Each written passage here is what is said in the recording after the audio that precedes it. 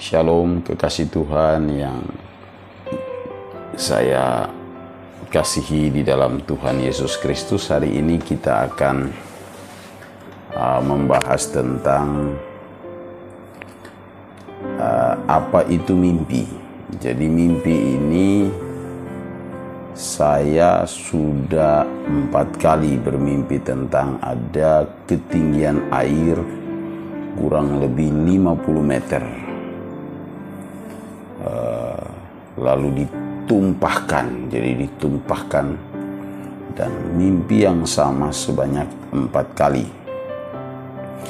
Jadi setiap kali saya bangun, pada umumnya saya sadar pada jam 2, kadang jam 3 subuh.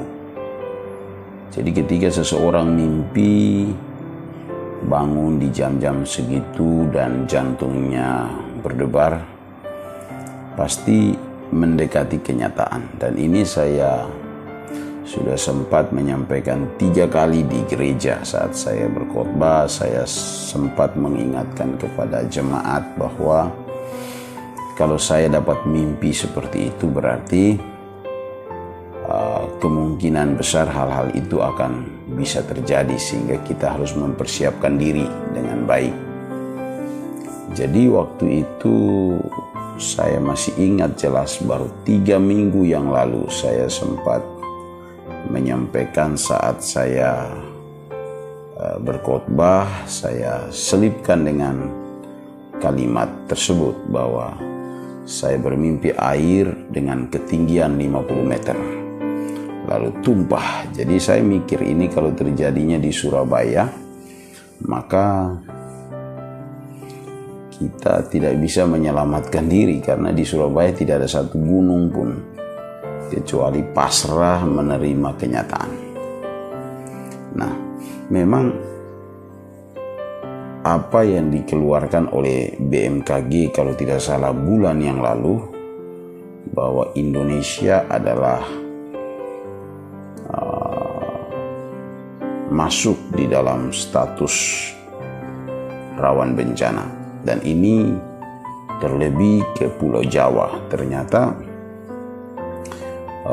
pada tanggal 3 April kita dengar berita bahwa Nusa Tenggara Timur dan Nusa Tenggara Barat ditimpa musibah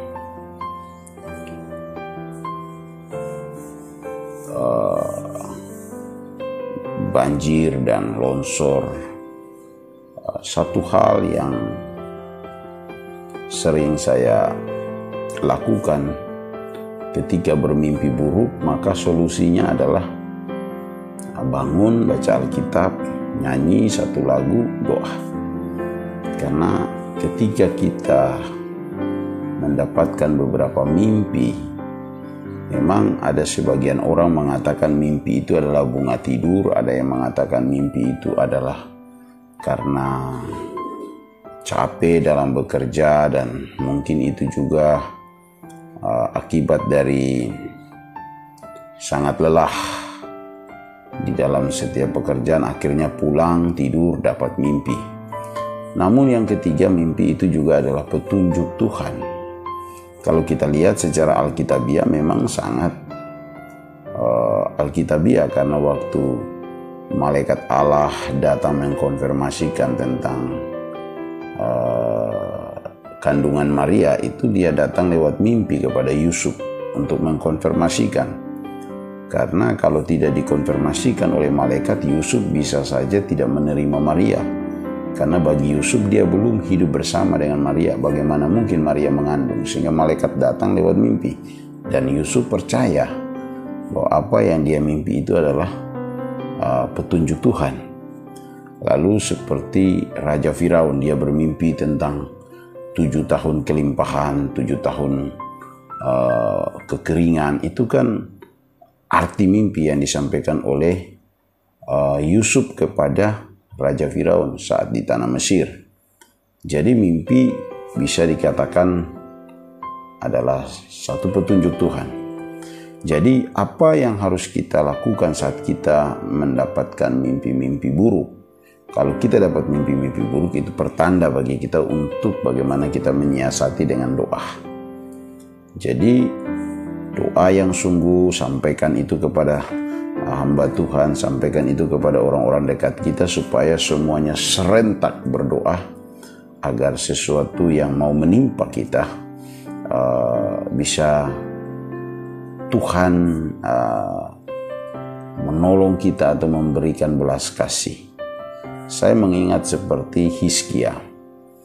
Dia pernah dikatakan oleh Nabi Yesaya bahwa kamu akan mati dan kamu tidak akan sembuh lagi. Ucapkanlah pesan-pesan terakhir kepada keluargamu. Lalu Hizkia tahu bahwa apa yang disampaikan Nabi Yesaya tidak bisa dibatalkan, karena itu adalah nubuatan bahwa itu akan terjadi. Hizkia berdoa kepada Tuhan. Dia ditambahkan 15 tahun lagi. Jadi sama dengan petunjuk-petunjuk tentang bencana dan lain sebagainya. Kita tidak bisa merubahnya, tapi dengan doa kita, Tuhan bisa memberikan jeda waktu, sehingga jeda waktu yang ada bisa membuat kita mendapat sedikit waktu untuk bisa menata diri atau menata hati kita untuk menjadi pribadi yang lebih baik, sehingga saat waktunya tiba maka kita sudah siap. Dan banyak orang juga mungkin sudah memiliki kesempatan untuk kembali ke jalan Tuhan.